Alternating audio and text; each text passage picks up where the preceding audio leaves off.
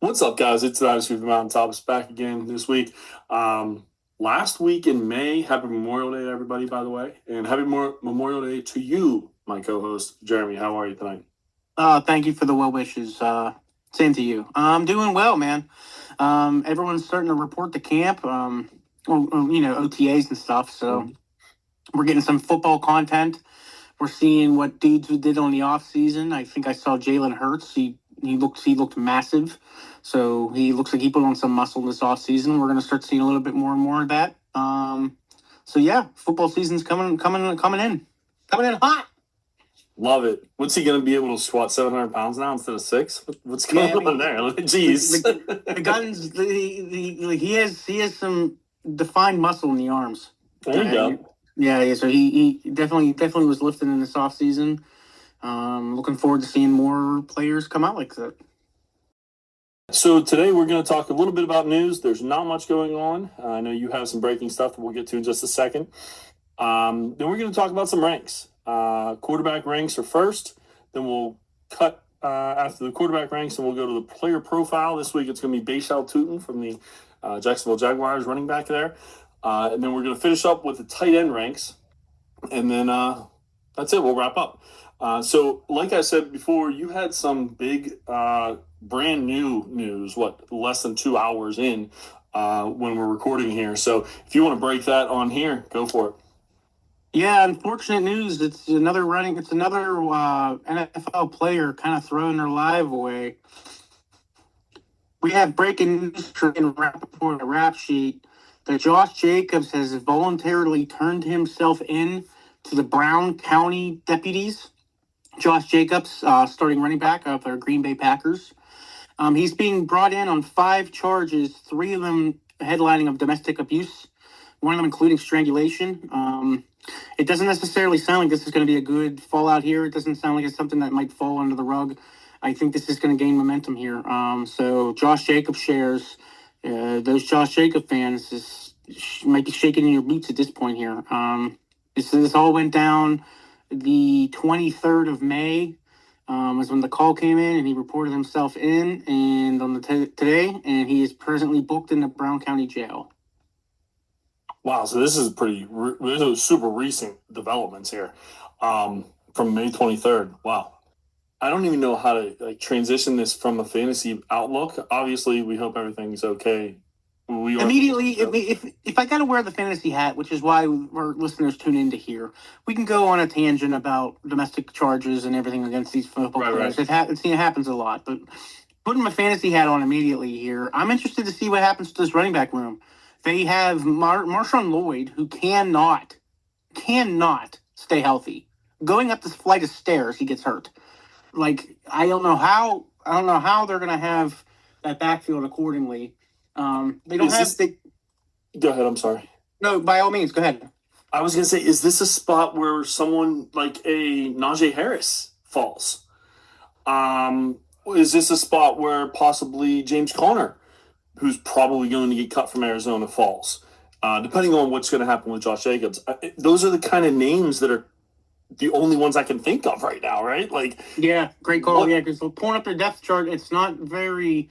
They got rid of Emmanuel Wilson, who was the backup. Yeah, he's gone. It's now they signed Pierre Strong out of Cleveland. I mean, he hasn't had too much of a history here. Marshawn Lloyd again. Marshawn Lloyd is a 2024 third-round pick, but he can't stay healthy. His hamstring and ankle have been an issue his entire career. Yeah, Marshawn Lloyd, and then they got Chris Brooks. He's a physical downhill runner, but again, we're not dealing with a 1-2 headed monster in the backfield. They don't really got much in regards to significant depth at the running back field. So I really like your calls of some of these vets that they could bring in to kind of help spice it up. Yeah, I mean, there's a Trey Benson opportunity possibly, again, from the Cardinals, because they got 4 running backs who people think are actually legitimate, at least in some aspect. The Miami Dolphins, there's an option there. Jalen Wright and Ollie Gordon both down there. So those are 2 kind of intriguing options. But, man, the cupboard's bare. you're hoping if you're a Marshawn Lloyd guy that he's the one who's able to step up and not get hurt, like you said, walking down the stairs or walking up the stairs, whatever you said, which is true. He's hurt all the time. But it brings me to, what are they going to do? Like, is Jayden Reed going to be their running back? I'm kind of tongue in cheek there, but that might be the best option right now on the roster, right? Like, I'm not doubting it, man. Like, it's definitely they passed on running backs in this draft. Like, they had full intentions of riding Josh Jacobs here, and now who knows, man. Yeah, and they also have another guy who's like Jayden Reed. I'm trying to think of his name. Tavion Williams. He's solid, but he's more kick returner. He's in Nashville too. I really do think that they're in trouble. If the league goes forward and suspends him, say 4-6 games, I mean, they're in some serious trouble. I like a lot of the names you said. I think they do have to bring in somebody. Yeah, I think Harris honestly might make the most sense, but Lonnie Vidal might make sense as well now that there's another running back there in the Chargers. But we're just speculating at this point. We have no idea what the actual move could possibly be. These are just the first names that came off of my mind. But this is really intriguing, especially when I just did my rankings, and we're going to be talking about rankings this week and the next 2 weeks. Gonna have to tweak my running back rankings a little bit here, it looks like. So hopefully we hear more about this. I appreciate you bringing this to everyone's attention. I'm sure by the time people hear this, it will be old news. But right now, it's fresh in our minds, and trying to see what we can do to push forward in the dynasty side of things. So, yeah, anything else you wanted to talk about with Jacobs? No, man. I think we're ready to go. We touched on some of the other things in news. 2 signings. Two things about signings. Matthew Stafford and the Rams signed a 1-year, $55 million extension. That is a lot of money for 1 year for Matthew Stafford, but he is the MVP, so I think he's worth it. And then I agree. Yep. And then Jacoby Brissett for the Cardinals is not close on a deal, which is why Carson Beck starts to rise in my rankings every week.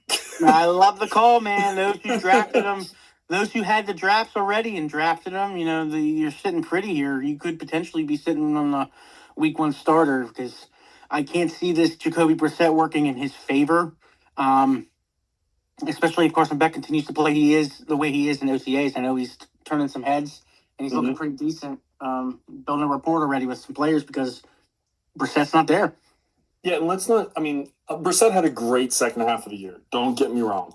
But they're not going to break their back to sign Jacoby Brissett, especially when they have a veteran in Gardner Minshew who could start the year and let Carson kind of come in. They drafted him in the 3rd round, see what he has next year. If you stink, next year there's a big crop of talent. I think this is the perfect year for those kind of quarterbacks that you're not sure if you're going to be able to do anything.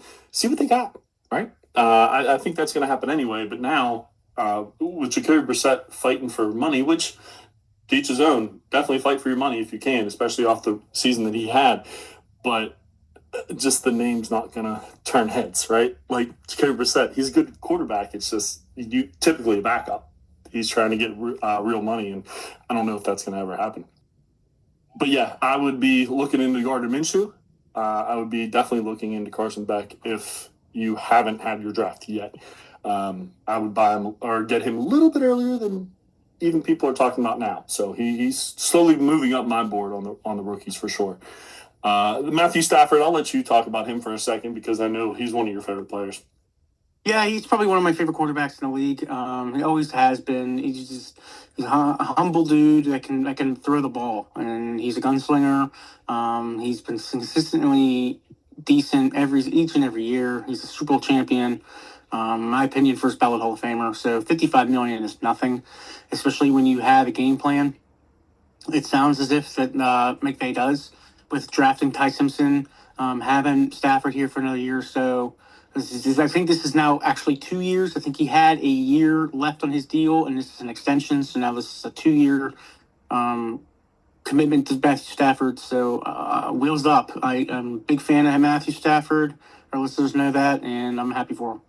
Yeah, and this is a good thing if it is the 2 years, which I didn't realize that. Thank you for bringing that to our attention. This is a great thing for Ty Simpson too, because it gives you more time with McVay and Stafford grooming you to be the next guy, in my opinion. Yes. So that's another good thing. I didn't think it was only going to be a year that he was going to, and then have to take the reins, and he was going to be able to succeed. I was a little bit worried about that because he hasn't had many games. He looked bad the second half of the year. But for Matthew Stafford, this is awesome.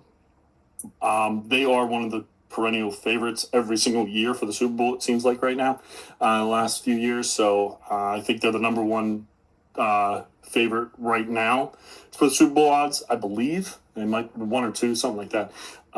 So he might be going to get his second chip. And then, yeah, I 100% agree with you. The current MVP will be an HOF very shortly. So that was about the only news we had. The Jacobs thing was a little bit more than what we anticipated. So we're going to head into the quarterback rankings. Now, these are my rankings. We also have ADP based off of, based off of Dynasty Data Lab. That's the website we use. They have like 591 drafts they pull from.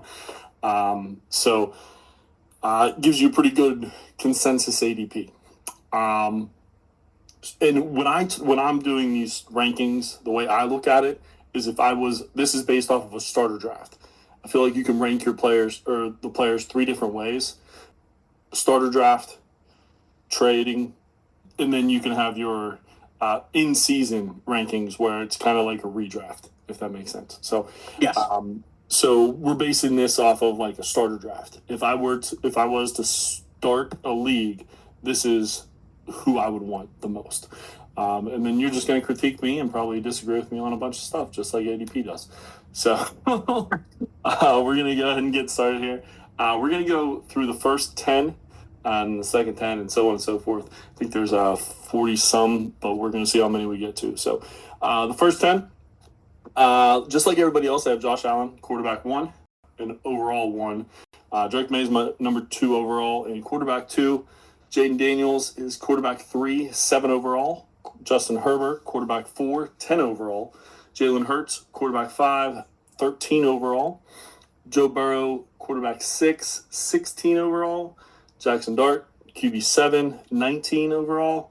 Lamar Jackson, quarterback 8, 24 overall. Caleb Williams, quarterback 9, 27 overall. And Trevor Lawrence rounds out the top 10 at 33 overall. So all those players in the first 3 rounds in a typical draft.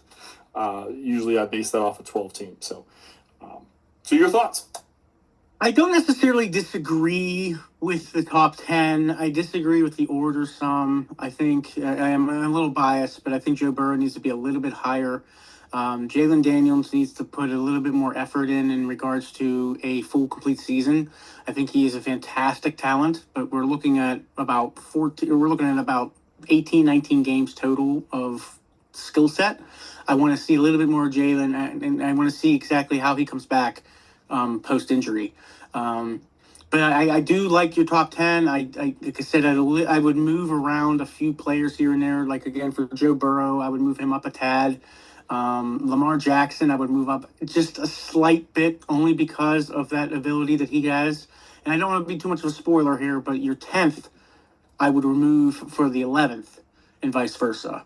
So, in my opinion, I think your number QB 11 should be in the top 10. But we can go on that avenue there. But no, I think you have a good mix of. I think you have a good mix of veteran leadership in here. I think you have a good bit of runners and those hybrid type quarterbacks with the running abilities and the throwing abilities, such as Jayden Daniels, such as Lamar Jackson, such as Jackson Dart. I think in Jalen Hurts. I mean, they're all respectful in these top 10, and I wouldn't remove any of them at all. So, in summary, I think your top 10's in decent shape here. We could talk about QB 11 once we get to them. But other than that, I'm quite pleased. Yeah. So about Jayden Daniels, when he's healthy, he kind of breaks the game. It's kind of like old school Lamar. But he hasn't been healthy for 50% of his career. Correct, and I understand that last year was bad. So to me, that rank him third over some of these other quarterbacks who've proven to be winners and proven to be healthy. I think is I just still keep him in my top 10. I just don't know if I'd have him 3. I can understand that 100%. As far as Lamar Jackson, he's getting older, he's getting slower, he's not running as much. I'm worried about his arm whenever he doesn't have the threat of his running ability. So he continually is falling for me, and he's probably going to fall really drastically at the end of this season unless we see 4 or 5 years ago Lamar. I'm surprised they even had him at 8, to be honest with you. But his strength in his legs is still there. It's just slowed down a little bit. And the offenses, I mean, I know we're dealing with a completely different coaching scheme now with Harbaugh gone. But the offense is built around Lamar. Like, there's not many quarterbacks. I mean, I'm going to say half.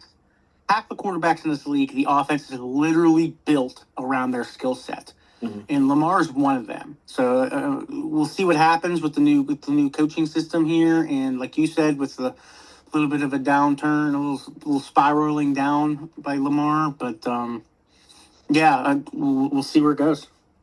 And my question to you, so would you put Joe Burrow ahead of Hurts and Herbert, probably Daniels as well? Or would you put him ahead of Daniels and maybe one of those other 2 guys?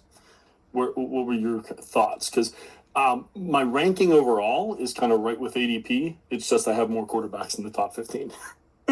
I'd go Justin Herbert. I'd leave Justin Herbert 4. I'd go with Joe Burrow at 3. 1, I'm a little bit of a fan, and I followed him a lot longer. But 2, his weapons are out of control. Mm-hmm.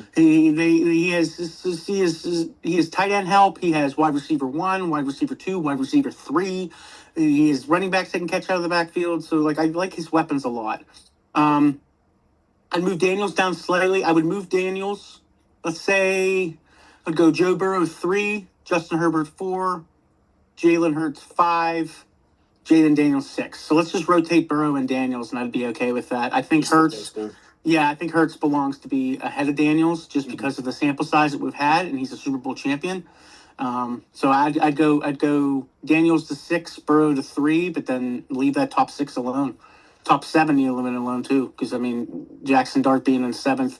I still want to see. I would probably put Lamar over Jackson Dart some. This is what I'm talking about. Little tweaks, little tiny shuffles, but I do like your top 10 with the exception of 1. Yeah, well, we'll get to that one in just a second because we can have a little debate on that. But I also wanted to say one thing about Jalen Hurts. I have him 13 overall, number 5 quarterback. ADP has him going 301 if you're in a 12-team draft. If that is where you're able to get Jalen Hurts, he might be the steal of the draft, in my opinion, because being able to get a guy who's been top 5 to top 7 maximum in his basically his career as a quarterback, I don't understand how people disrespect him as much as they do. And now he has even more weapons out there, and his legs still do work, in case people were wondering, because they don't talk about his running ability too much. So I wanted to highlight that because he was 25th in ADP, and I have him 5 overall on quarterbacks. 13. So I have him 201. They have him 301, a whole round difference. I think that's just an absolute steal.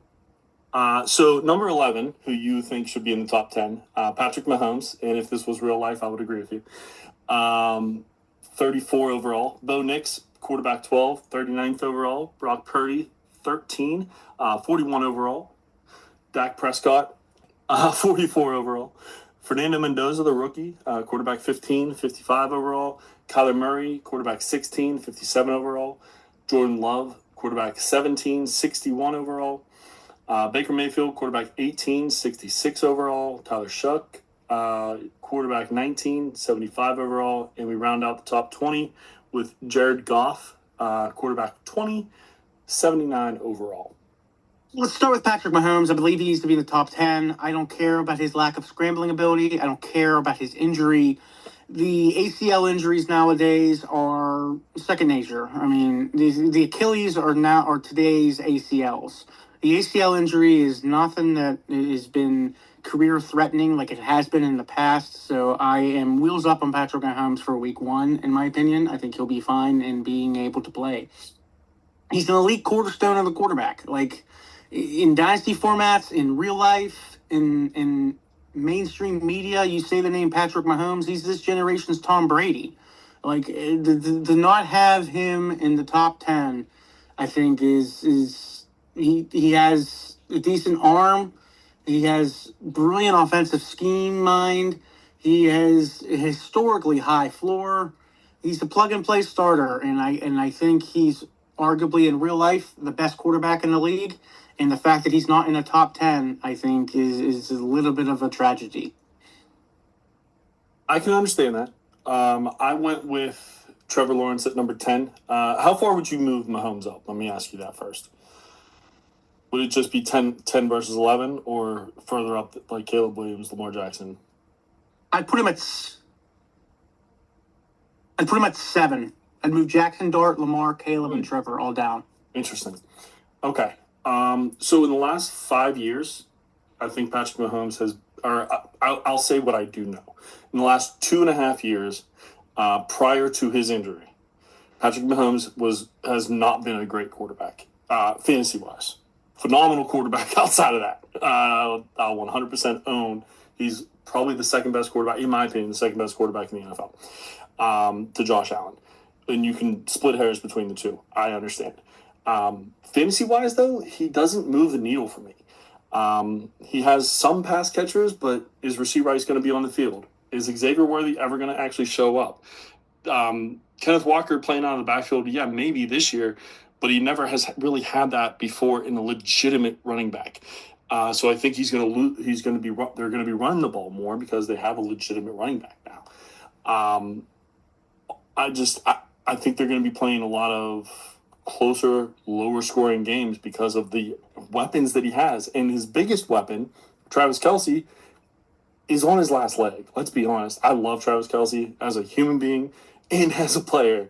However, he's on his last leg in the NFL. And that's his most important weapon in my eyes still, or has been in his past. And since Travis Kelce's been older and since Tyreek Hill left, he has not been the same quarterback.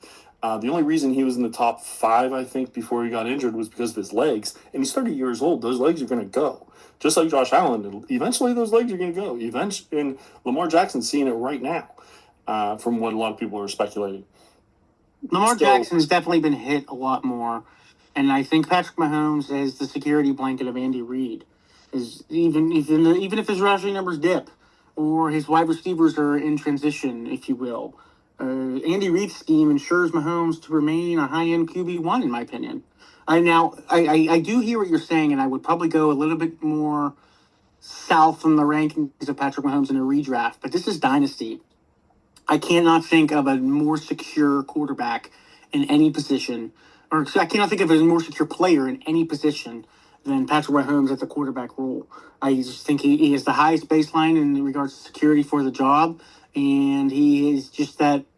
He's that mode where he's going to be like the Matthew Stafford, which he's going to be playing into his 40s, and I think it's evident. And if I'm going on the dynasty aspect of that, I want somebody who's going to not necessarily give me any type of issues or grief. Patrick Mahomes, you're right, he's not necessarily a top 5 in scoring, but bet your bottom dollar if you got Patrick Mahomes, you're not worried about your quarterback position at all. No, and I can understand that, and I can respect that fact. I'm looking at the other things I was looking at was younger and in the mobility as well. Those were the other 2 factors. But I've always been kind of down on Mahomes when it comes to fantasy-wise because I think he's a great quarterback. But since Tyreek Hill's left, he has not had those fantasy numbers. And I haven't seen them, at least. So we can agree to disagree, but the reason I have Trevor Lawrence at 10 and not Patrick Mahomes is really one reason. He had 1 year with Liam Cohen, and that was his best year. What is he going to do going from the second year with this same offensive coordinator who made Baker Mayfield look like an MVP 2 years ago for most of his year? So that's what I'm really intrigued by is Liam Cohen and Trevor Lawrence being able to work together with all the weapons that they have, which we'll talk about for Bhayshul Tuten as well. that's why I was intrigued, because Trevor Lawrence has finally started to come through. Don't forget, he's a #1 draft pick. He was a darling of the media his freshman year in college when he won the national championship. So it's not like this guy doesn't have the pedigree to be who everyone thought was going to be the next coming. I think we're starting to see that now with Liam Cohen, and I think he's just going to move up the board, to be honest with you. So that's why I have him in the top 10. Are you wanting to move on to another one on the top 20 here? No, I don't necessarily have another one that I want to move on to. I think your rankings of the top 11, I think your rankings through 11 through 20 are more accurate than your rankings of 1 through 10. I had a little bit of tweaking to do in the 1 through 10. I kind of like where you're at here. I take Mendoza over some of these other quarterbacks. I know our listeners know that I despise putting rookies on these types of lists ahead of professionals that have it, but hey, it happens. It's been done in the mainstream media, and it works. Like, I can't say anything because players on these types of lists before they're drafted, that you'll get me on a soapbox. After they're drafted, we have a coach, we have a scheme, we have an offensive line, we know who his weapons are. So let's rank him here. And again, you have him above a Kyler Murray, you have him above a Jordan Love, a Baker Mayfield, Tyler SHOUGH, and Jared Goff. And I can't disagree with any of that. And then you have Dak, Brock, Bo, and Mahomes ahead of him. And again, we went on our soapbox about Mahomes, but nevertheless, I like where you have Mendoza ranked. QB 15 out of 32. I know we have some injury history. I know we have some age. That's a factor. That's why Matthew Stafford's name hasn't been mentioned yet, and that's why the likes of Jared Goff are kind of down toward the 20s as opposed to where he would have been 5 years ago. But yeah, I like your top 20, or I like your 10 through 20. I really don't have too much more to change to this one. I would maybe Kyler Murray would move down a peg or two. I'm a Kyler Murray fan, but we are really driving blind here on what we're going to expect with Kyler Murray. He has fantastic weapons. So, you know what? No, now that I'm talking it out, I like where he's at because he does have fantastic weapons with TJ Hawk, and then he has arguably one of the better wide receiver 3-core with Addison, JJ, and Juwan Jennings. So I think he has the weapons to be successful here, and they're dying for anything after JJ McCarthy season. Yeah, and they can actually block on offensive line, which helps. But yeah, I figured Kyler Murray was kind of going to be the one that we're not sure if he even has a future, which is true. The thing is that if he hits, he's a top 10 quarterback by far in fantasy that you get at 16, 17, right? And that is an absolute steal in my eyes, especially with where his ADP is, which is 85. I have him at 57. You could probably get him even later. And if, like I said, with you, like you said, with Addison, Jennings, I don't know how long Jennings is there, and Jay Jets, this could be a really fun offense with the people behind him as well. In Aaron Jones and Jordan Mason, his running ability with TJ Hawk, probably going to be better than last year. It can't be much worse. I think he's still a good tight end, so we'll see. Just a lot of weapons out there, and their offensive line can stop people. Not one of the top offensive lines, but it's got to be better than Arizona's. I think it's gonna improve. And I think again, I like Kyler Murray. When I found out when he was going free agency when he was going to test the market before he even got traded to Minnesota, I grabbed him in one of my leagues because I think he's going to be a positive reflection of a change of scenery. I think he's going to do well. Yeah, me and you both. He's one of my favorite players in the league, has been since he came in. So that has a little bit of bias to it as well. But it's been proven if he has a wide receiver that he trusts, he's a top 5 to top 10. I would even say probably inside top 8 quarterback in fantasy whenever he's healthy. So I'm excited for the year. And he's probably one of the people in my redraft leagues that I'm going to be targeting for that league. So we're going to move on to 21 through 30. We got Sam Darnold at 21, 85 overall. 89 overall, Matthew Stafford at quarterback 22, our MVP, current MVP. Bryce Young, quarterback 23, 104 overall. CJ Stroud, quarterback 24, 109 overall. Michael Penix, quarterback 25, 112 overall. Cam Newton, quarterback 26, Cam Ward, not Cam Newton, he's retired.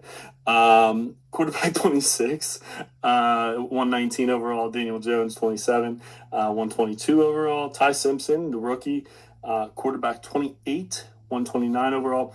Aaron Rodgers, quarterback 29, 137. And quarterback 30 is Kirk Cousins, 143 overall. We can go into quarterback 31 when we hit the 30s. I think 31 needs to be in the top 30. We'll talk about that. Yeah, but nothing super high. So I would eliminate Kirk Cousins on that aspect. I don't know if I have Michael Penix as high as you. I think I would have Michael Penix ranked a little bit lower for the same, lack of better terms, same repercussions that I gave Jayden Daniels. And I want to see a bigger sample size. And the only reason why I can't have a sample size the way that I want is because of your injury history.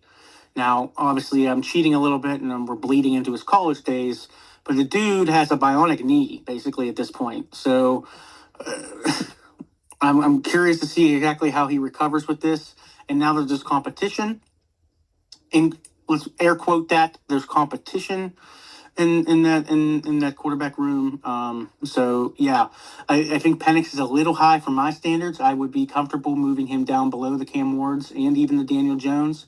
Daniel Jones, I'm a little hesitant to move any higher, though, because again, we're dealing with non-ACL. We're dealing with the Achilles. When I was just went on my soapbox about the Achilles about 10 minutes ago, that is now a career-defining injury. Some are coming back decently, i.e. Aaron Rodgers, your 29th quarterback. And some aren't necessarily doing that. Now, quarterbacks is a small sample in regards to what kind of Achilles injuries we are dealing with quarterbacks.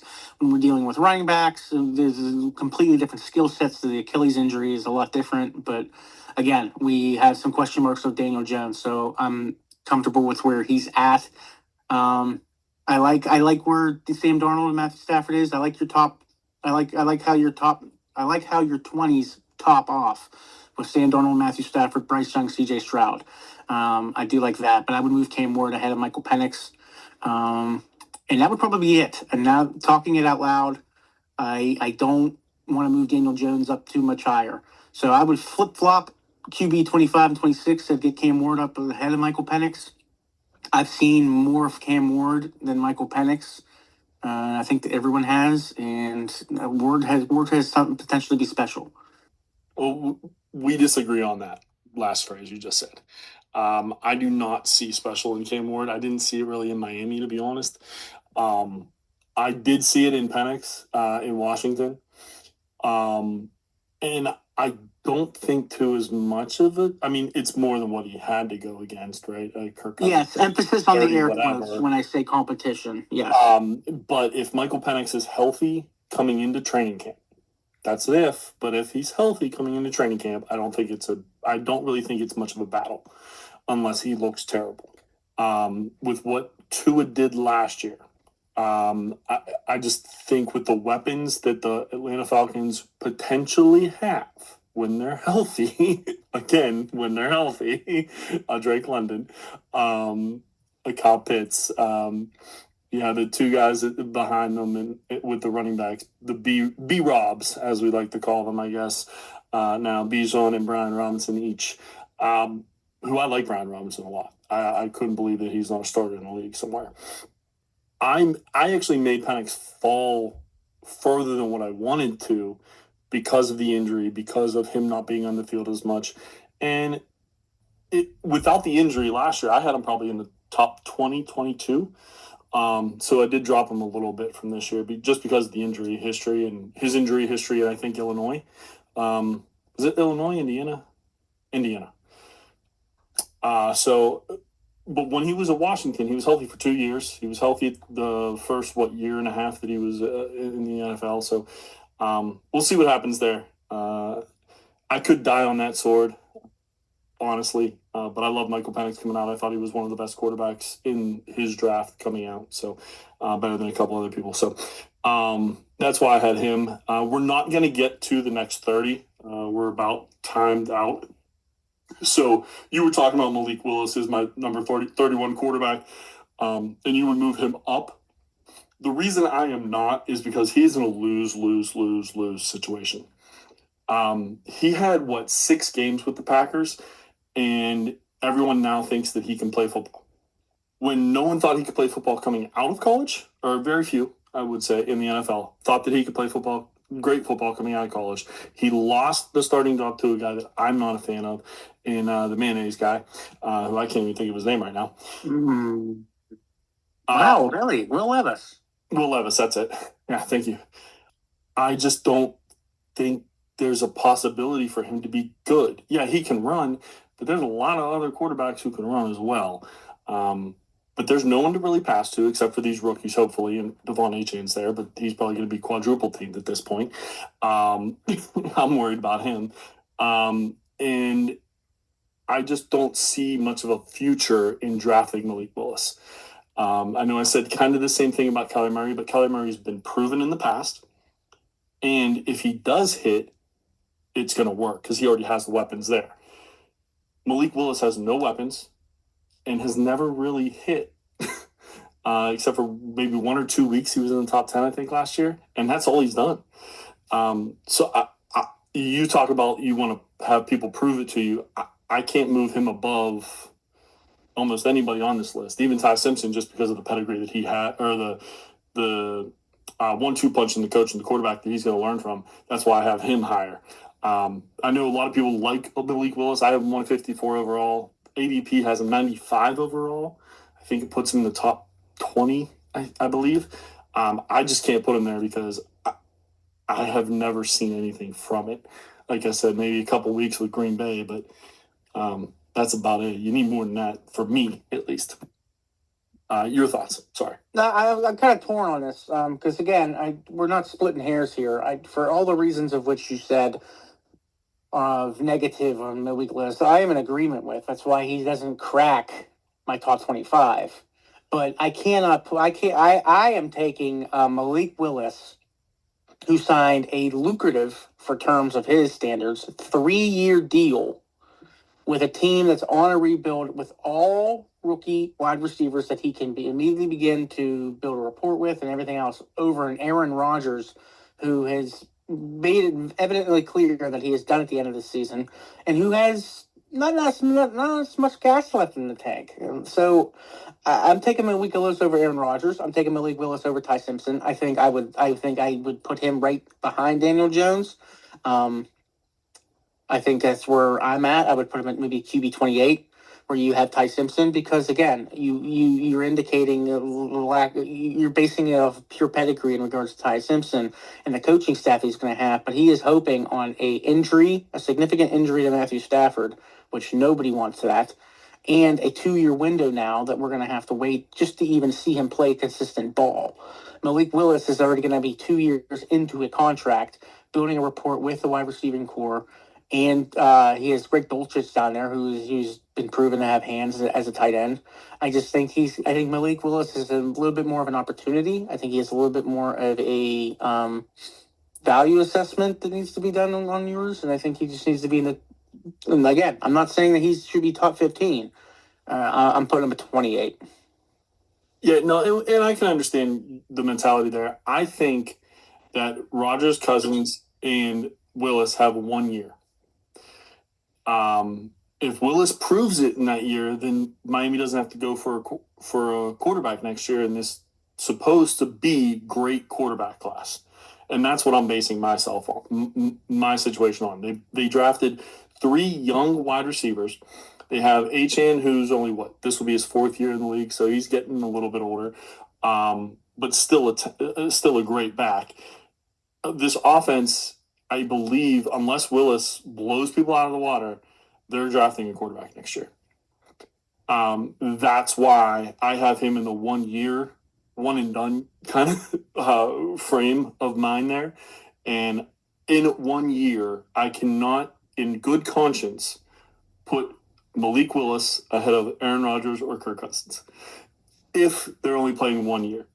And that's just me loving those two players as they have played in the past, and how they played how Rodgers played last year. I'm hoping that Cousins is able to at least start the year well with the few weapons that they have right now.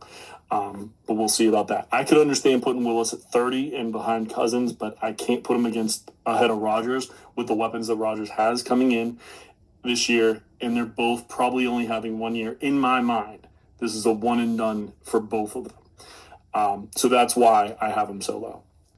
I can agree with you on the ranking if it ends up being a one and done. We'll revisit this February, March next year, and we'll see where we're at. If it's a one and done, then I stand corrected, but I believe they're going to give at least Willis 2 to 3 years. All right. Well, we can agree to disagree on that one with the quarterback class coming in. Yes. I think this is one of those teams that are guaranteed to take quarterback unless Willis absolutely goes crazy, like a Lamar Jackson kind of crazy, which is possible. He does have the wheels to be able to do that. I just don't believe in his arm quite as much or his weapons. Anyone from 32 to 48 that you wanted to talk about real quick? We're a little bit over on time, but just wanted to double check with you. Nah, just J.J. McCarthy being QB 40, how the mighty have fallen. I was never huge on JJ, to be honest with you. But yeah, I mean, I didn't see anything last year. I know some people say that he was playing well at the end of the year, but they're kind of out of it. It was hope ball, kind of like how. Let me play it.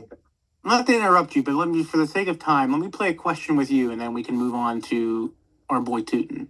Okay. Carson Beck is your QB 36. Yes. On the top of your head, where does Carson Beck go if he's named starter week 1? If he's named starter week 1? He beats out Minshew in Brissett's old news. Yeah. I don't see that happening, like I said. But I would put Beck probably around Jones Ward. Right in that Jones Ward PENIX area. I like that. Just behind Stroud kind of deal. I like that. And you were talking about PENIX versus Ward. They're literally in the same tier. We're not talking about tiers this week. That's why I didn't bring it up. But they're so close that, like, for me, they're so close. So that's why I was like, yeah, we're not splitting hairs here. We're talking bottom 20 quarterbacks. But right, exactly. But yeah, Carson Beck, if he's a starter, he's probably 25, 26. Just because we don't know what he has. Right, we don't. We haven't seen him. He got Trey McBride and Marv Harrison Jr. It's about all we can run with. Yeah, I mean, which is good to have, and the rookie in the backfield, which is great to have, but we don't know what he's going to be able to do with that in the NFL. So, yeah, I'd probably move him up. What's it? Almost 10 spots. Yeah, that's about right. So yeah, I agree with that. That's about it. Same with Drew Aller. If somehow that happens where Rodgers gets hurt in preseason and they have to play one of the two young guys, I would move him up about the same spot. So it's just they're 35 and 36 based off of being backups at least. So and both have a chance to do the third string, to be honest with you. So start the year at least. So hopefully that helps you guys with some quarterbacks there. Give you a little bit of insight into why they're ranked where they are. And then we are going to move on to Bhayshul Tuten, our player profile.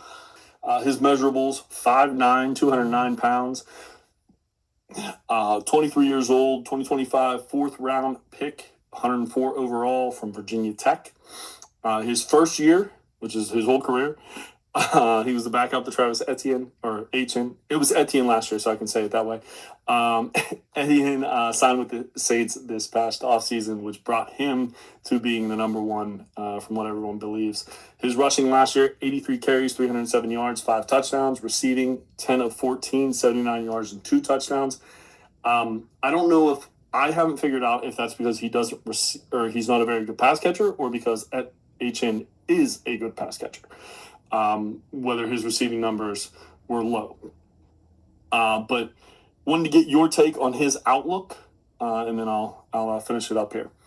I'm a big fan of his outlook here. So, Tuten believers, hop aboard. I'm driving the train here. Look, even when he was in a limited rule behind HN, let's go with that again, wherever we're at. Tuten flashed, in my opinion, he flashed efficiency metrics. He was third overall in rushing success rate at 59.8%. He was 11th overall in missed tackles forced per attempt. And he was 17th overall at 3.31 yards after contact per attempt. They let HN walk away this year. Liam Cohen specifically hand-picked Tuten in the 2025 draft. They let HN walk, and they brought in Rodriguez, who is a former 6th round who bounced off of the Commanders' practice squad and waiver wire for years under that backfield.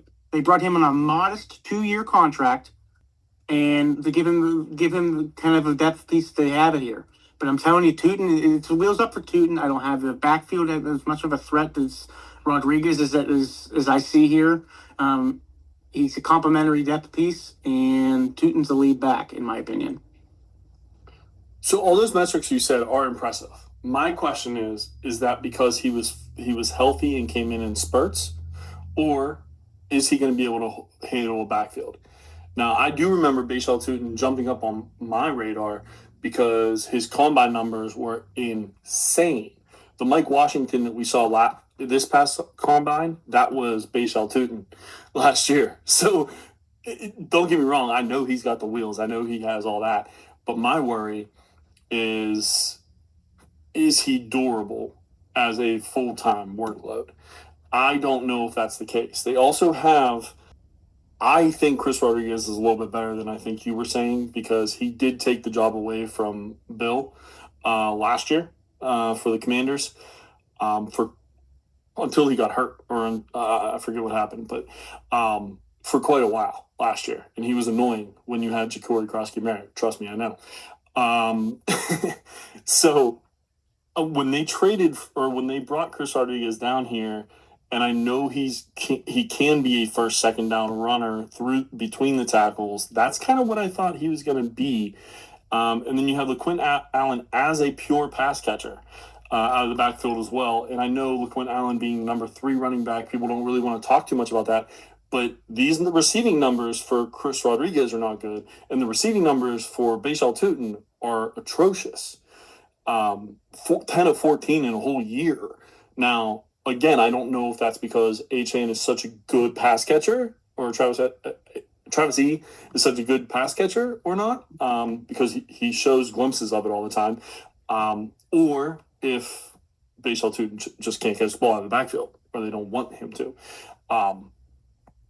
I can understand your thought process where C-Rod might not be as big of a deal, but it kind of worries me. Why would you bring him in after a pretty good season last year to a backfield that already kind of has pass catching back and what you believe to be a between the tackles first, second down back?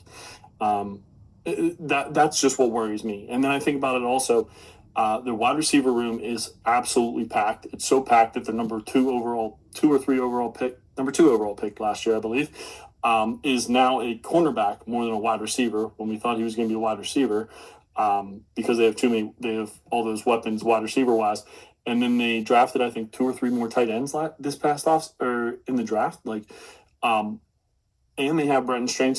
There's a lot of people to feed, which is another reason why I like Trevor Lawrence so much, because you can't double cover anybody. There's just too many weapons out there. So how much are they going to actually rely on Tuten versus Lawrence's arm is another thing that I worry about. But that's fair. I think there's literally over 300 play opportunities that Travis Etienne is leaving behind from his pass catching in the backfield and his starting run abilities. I think it was 326 total plays, 260 something were his running plays. That's a lot of ball that is gone off the field. And with them not moving anything in the draft for a running back, I know the class was a rather weak one, but with them not pursuing anything in running back in the draft class and not pursuing anything in the trade market, with the exception of signing Chris Rodriguez, who, in my opinion, is strictly between the tackles grinder. I don't really see him having virtually any pass catching history, let alone impact in this game. I think Tuten necessarily numbers last year were not atrocious. I think they were minimal, and I think it's because of Etienne's catching ability, which we're going to see in New Orleans this year. Yeah, so if that's the case, then I'm completely off base and absolutely wrong. But I think he's the best of both that they have, because again, LaQuinn Allen is a really good pass catcher, but can't run the ball between tackles. Too small. If they had a lot of faith in Allen, they wouldn't be bringing in Chris Rodriguez, and they brought in Abdullah as well out of Vegas. So it tells me that they don't have much confidence in Allen. It tells me that to me, I will be shocked if Tuten is not RB1 for that team. No, I do believe he'll be RB1. I just think that Chris Rodriguez is going to be annoying. And from the numbers that I see receiving wise in his only year in the NFL, 14 attempts for getting or receiving the ball, 10 of 14, great numbers, but it's only 14 attempts in 17 games. That worries me. So I feel like there might need to be a pass catching back on third down. So you take him off those downs, and you also have to have Chris Rodriguez isn't going to be the starter, but he's also going to take time away from Tuten, is what I believe. Because I think they're both going to be first, second down guys. Hopefully Tuten is a better pass catcher than what we saw last year. But again, that's just because we don't know because of Travis Etienne last year. So if he ends up being a better receiver, then yeah, don't worry about the third down. He'll move up my board 100%. And I'll feel a lot better. But the numbers that I've seen so far, I haven't seen that. So it just worries me a little bit. So I can tell we're very different on this. And when we talk about running backs next week, I believe it's next week, we'll definitely probably talk about this gentleman again. I think we can definitely feed into it, but let me just feed you a little bit more stats here that I just pulled up. Mm-hmm. To support my theory that it was Etienne, not Tuten, in regards to the pass game, this is Tuten in college. 2021, 10 receptions, 230 yards. That's 23 per catch. Yeah. 2022, he had 31 receptions for 342 yards and 4 touchdowns. 27 receptions for 239 yards and 2 touchdowns. And then in 24, he had 23 receptions for 81 yards. So he had a career total of 91 receptions for 892 yards and 9 catching touchdowns in college, mostly with Virginia Tech. So I think it's a hidden aspect. I'm not necessarily throwing anybody under the bus that didn't know these numbers because I'm literally Googling them as we speak. Mm-hmm. But I think this is necessarily a hidden aspect of Tuten that not many people are taking into consideration, including myself, because I would probably move him a little bit higher on the board now, knowing that he does have this type of history. Yeah, I mean, I can understand that. Like I said, I didn't really pay attention too much to the Virginia Tech numbers because it's a completely different game, especially ACC to NFL. It's not like you played in the SEC, unfortunately. I'm an ACC fan, but it's not the same. But it does mean he can catch the if he is able to catch the ball. I'm wrong. I'll move him up my board 100%. I just think there's a lot of mouths to feed there, man. But we'll talk about dynasty value real quick, and then we'll move on if that's okay with you. Works for me. Running back 23, tier 7, between Josh Jacobs, well, before today, and Derrick Henry as running back wise, and then 97 overall, tier 14. And this is based off of KTC, Keep Trade Cut, between Malik Willis and Daniel Jones. Also, Jordan Addison's in that realm as well. Average 2026 pick value for a trade is 109 to 201.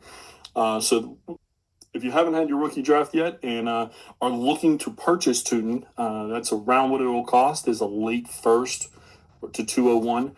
If you're looking for the future, late first, early second, 2027, which is kind of where I'd be looking at if I had Tuten.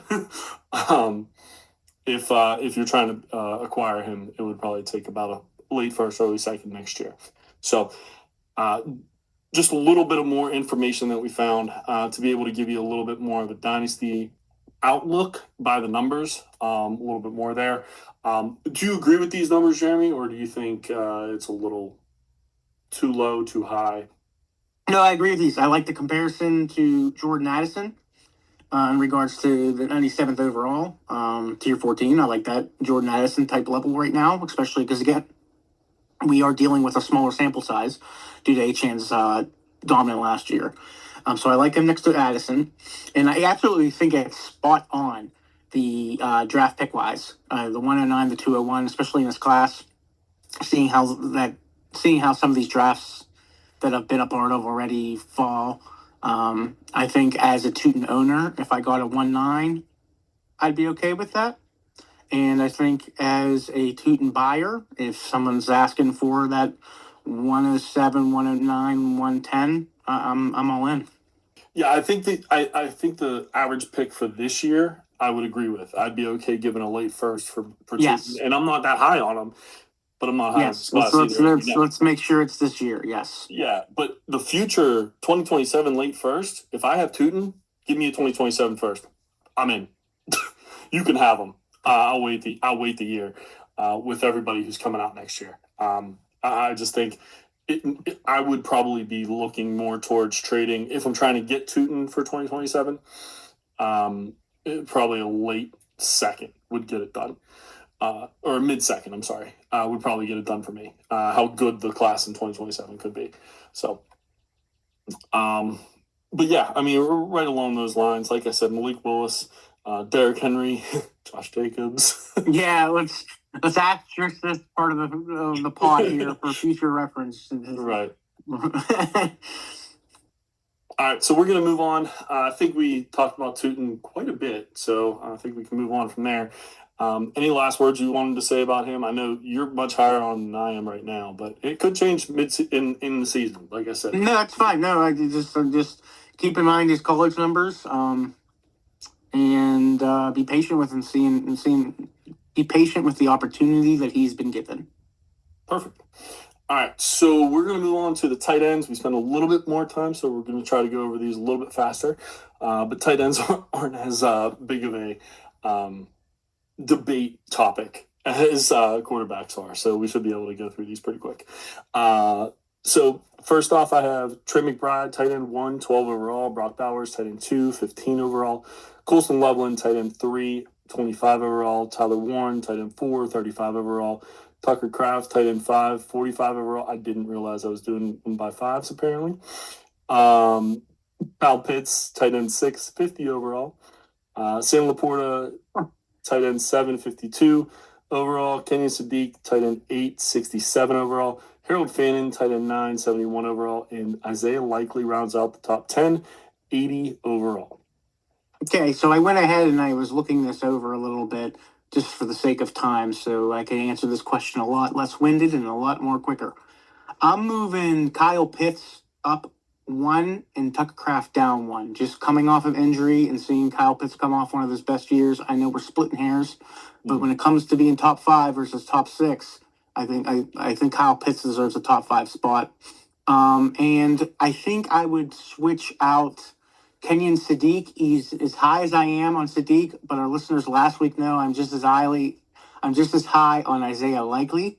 So I would switch Sadiq and Isaiah Likely at the 8 and 10 spots. I think Sadiq is a superior talent, and we all know how high I am on Sadiq, but we are dealing with Garrett Wilson mouth to feed. Mason Taylor's still a thing there, and Geno Smith is our quarterback. So until we see what Geno Smith can do with the Jets again, I want to see. I can't rank Sadiq that high at the top 8. So I would switch us Sadiq and Likely, and I would switch Kraft and Pitts.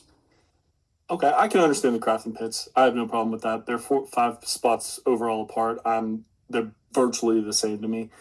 I liked what Kraft did before he got hurt last year. better than almost anybody in the NFL except for maybe Trey McBride last year. He was absolutely insane on that team. Unfortunately, he got hurt, so a lot of people forget about that. But Kyle Pitts had an incredible run as well in the second half of the year, so I can get on board either way on that one. To be honest, as far as Sadiq goes, this has absolutely nothing to do with Geno Smith. Notice we did not talk about Geno Smith in my top 30 quarterbacks. The reason for that is because he's not good, or he wasn't good last year. He's probably not going to be good this year, and it's probably his last year as a starter, at least with the Jets. Because, again, this 27 quarterback class has 15 potential players in it that's probably going to be dwindled down to at least 5 or 6, I would say. That's only 33% of it. I wouldn't see it being much lower than that. And there are some studs in this class that I believe the Jets are going to have an opportunity to get. And also Kenyon Sadiq, yeah, there's a few mouths to feed there, but I can't see him being I can't see him being lower than the second pass catcher when they drafted Omar Cooper later than him. And he's going to be the only other option there is. Mason Taylor, I think, is going to be more of a pass blocker, is what it sounds like. Now he might be able to catch a little bit, but it's going to be here and there, which is very sad because we were both becoming fans of Mason Taylor, right? It just so happens that Kenyon Sadiq, I think he could be in that top 5 in 2 years. Reason I don't move Isaiah Likely is because he's probably going to be the second pass catcher there as well, but we don't know what Jackson Dart looks like with a number 1. Wan'Dale Robinson, not the same as Malik Neighbors. Hopefully Malik Neighbors is able to come back. If not, Isaiah Likely might be the number 1. Those 3, though, are very close together for me. And you can even add in number 11, George Kittle, in that mix as well. Those 4 guys were hard to separate. But I went with Sadiq because of being younger, Fannin being younger. I did drop Fannin a little bit more than other people because of the new weapons they have. So obviously he had a lot of targets last year, but those targets are going to go down in my opinion. So that's kind of where those 3 differed.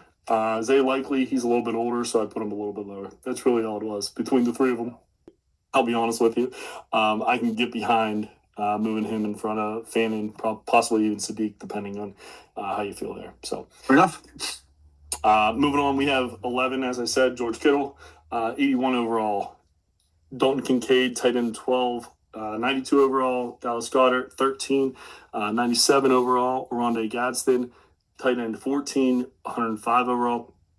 AJ Bonner, tight end 15, 113 overall. Mark Andrews, tight end 16, 115 overall.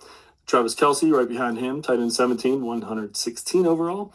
Gunnar Helm, tight end 18, 123. Eli Stowers, tight end 19, 124. TJ Hawkinson, tight end 20 at 135. I can't really complain too much about this this next group here. George Kittle, I mean, the dude is elite, and so I mean, if you can definitely knock him down a few pegs to do his age and his history, his injury history. But I mean, the dude's always on point when he plays. He's a set and forget when he's healthy. So I mean, it's hard to not have him go lower. In my opinion, I don't think he should go lower. I'm moving up AJ Barner a little bit. It's not necessarily Barner's opportunity because I think Barner is going to be the dog still. I'm not worried about Aurora, but I think Gadsden's stock takes a hit. We didn't talk about him yet because of the overall rankings, which again, I'm not necessarily saying this guy belongs this high, but David Njoku is going to vulture a lot of what Gadsden was able to accomplish last year. Njoku is a red zone thief. And so, I mean, we're talking against any other weapons of that LA Chargers, man. Look out, because Njoku could make some serious noise with Justin Herbert. But so I would move Barner up a little bit. Gunnar Helm, I also would move up a tiny bit as well. So I'm moving down the little older gentleman of Mark Andrews and Travis Kelce without hesitation, including Dallas Goedert too. I'd move him down maybe a peg, but I'm moving Gadsden down, Barner up a little bit. Gunnar Helm a little bit, because I think Gunnar Helm is going to take over a lot of what Chig was able to do in Tennessee. And Cam Ward favored his tight ends in college, and Cam Ward was really starting to build in relationship with Helm toward the end of the season there. So I think Helm's in pace for some targets. I can understand the Gunnar Helm. My whole problem was it was Travis Kelce and Mark Andrews. That's hard to do when you haven't really seen it yet. For me personally, in a Rondé Gadsden moving down, I couldn't move him down any further.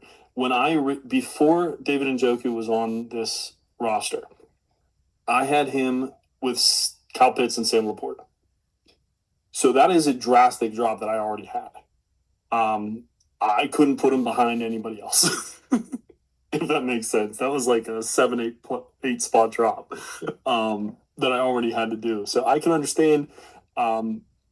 I feel you. I see what you're saying. But moving him from 6 or 7, 8, sorry about that, 6 to 8, or down to 14, I felt was good enough, especially when I don't think David Njoku is going to be there very long, and this is dynasty. So AJ Barner, I am worried about Elijah Arroyo because I liked Elijah Arroyo. You talked about Cam Ward throwing to his tight end. Guess who his tight end was in Miami? Elijah Arroyo. So I do like him. Unfortunately, he is the backup right now. I don't know how long it's going to last. AJ Barner had a decent year last year, but I just couldn't put him any higher. Dallas Goedert and Eli Stowers were really difficult for me because I know Eli's taking over for Goddard. I have a feeling Goddard, this is going to be his last year in Philly, but he might end up being the Zach Ertz and find somewhere else to go, right? Because he was the Zach Ertz for Philly.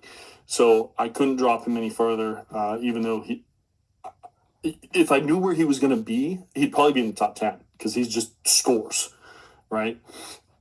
He just produces. But those were kind of the reasons that I kept the people where I had them. Travis Kelce at 17, it kills me to do that. I'll be honest with you. But, I mean, the tight end position's getting better and younger. And that's kind of where George Kittle fell as well. If George Kittle was able to play, if we thought George Kittle was definitely going to be able to play at the beginning of this season, he'd probably be in the top 5 to 7 as well. Just because you're right. When he's on the field, he produces, and he's insane. Him and Purdy are absolutely great together. And they need some pass catchers that are going to stay healthy. Because their number 1 and number 2, number 3 as well, are not ever healthy. So, those were the things that I kind of saw. George Kittle at 11, again, I couldn't believe I did that, but these young guys are starting to look pretty good when they start their careers. No, with the talent that he has, there are the negativities. I mean, we keep saying it. It's like when he's on the field. Yeah, but when he's on the field, like he does have an injury history here, and Jake Tunders is also stealing some stuff from him as well. So when you're looking at receptions gained and everything like that, I think the 11's a decent spot for him. Yeah, and you brought up Jake Tunders. We're not going to touch on him tonight, but in a redraft or not necessarily redraft, but like in a 1 year, I'm going for like a championship caliber team. Tunders might not be a bad move. Cheap. He's going to get a lot of targets. I don't think Kittle's supposed to play this year since it was so late in the season that he got hurt. I don't know that for a fact or anything. I'm not a doctor. But Tunders to start the year will probably be a pretty nice move until you see what else you have.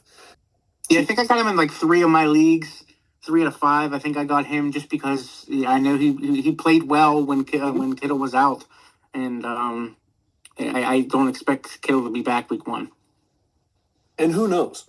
We don't know how much longer Kittle's going to be playing, and Tunders could be the next man up because Kittle, if you know his personality, can do pretty much whatever he wants after football. To be 100% honest, he can be an analyst, he can be a coach, he can be whatever the heck he wants to be. He's just an entertaining guy. So, Tunders is a nice little sleeper that we could pick up for this year and also for the future, possibly. Do you want to go 21 to 30 and then stop? Yeah.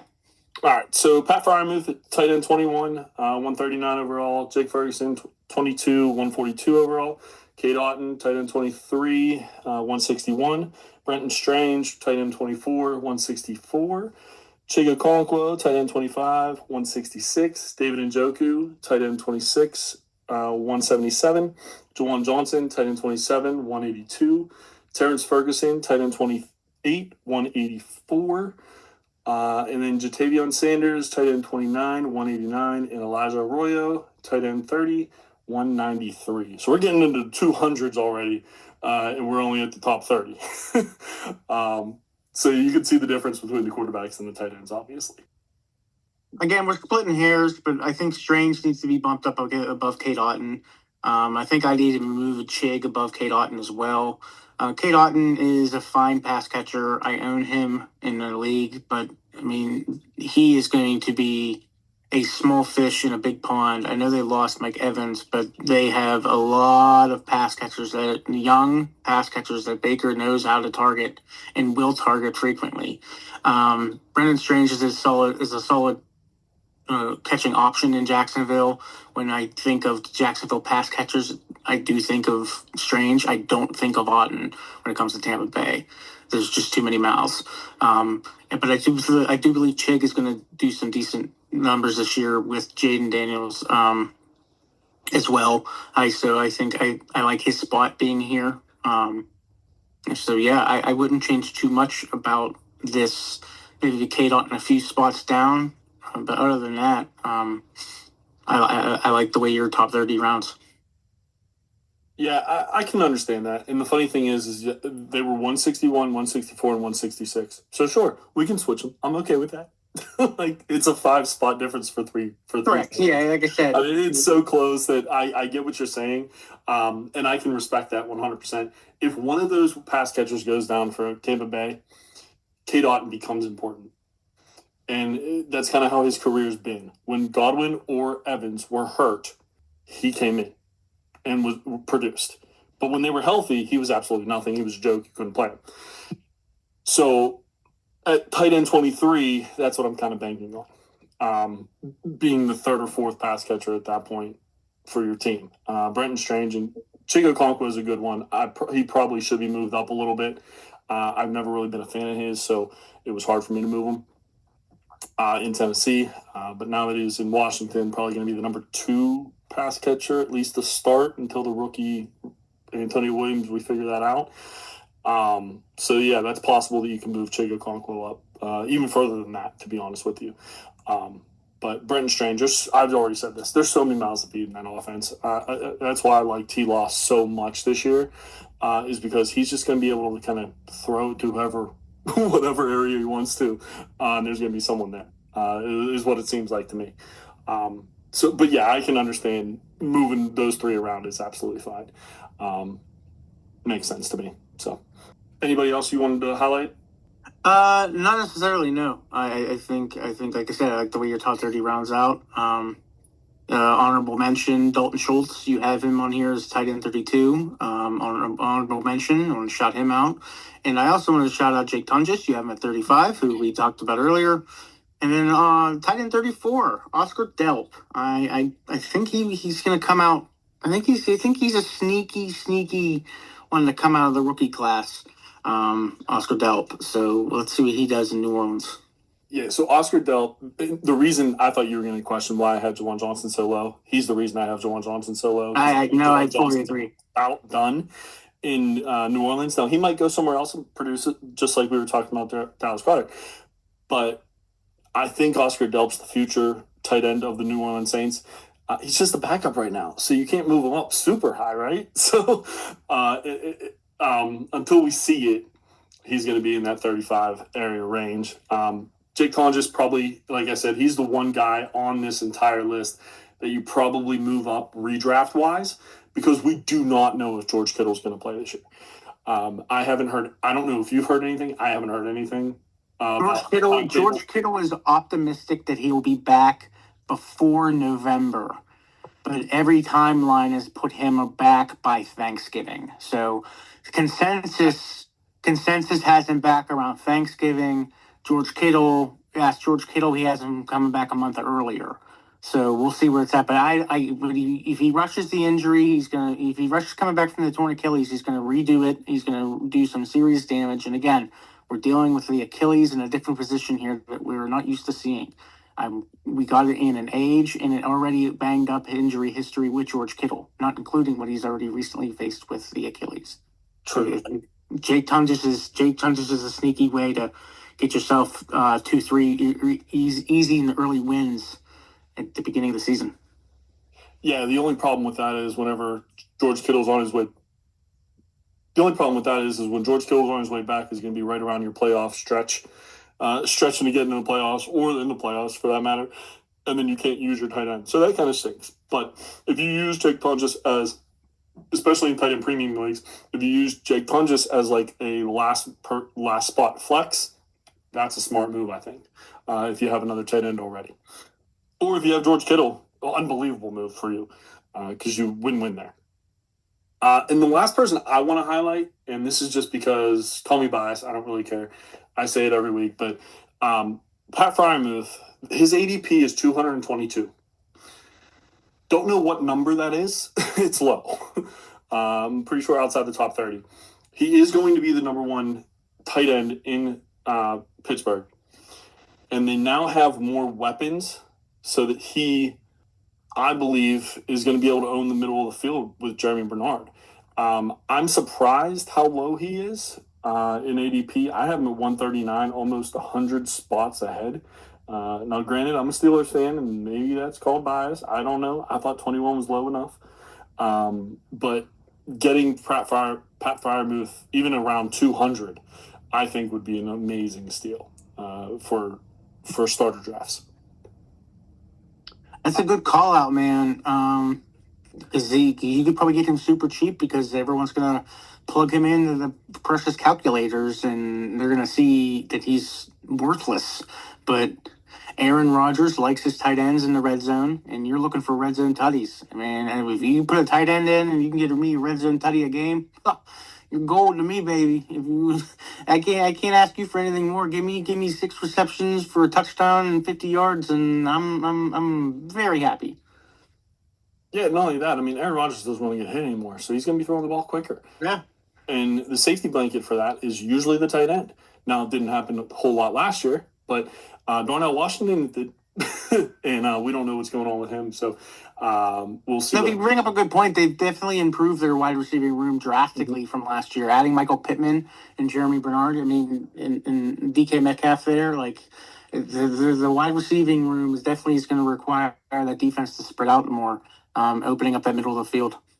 Yeah, so that's the one name that I kind of saw that I was like, okay, am I just crazy or am I just biased on this or? No, I think you have him perfectly ranked because Okay. I don't want to say that I'm not a Steelers fan. I'm not as big of a Steelers fan as you.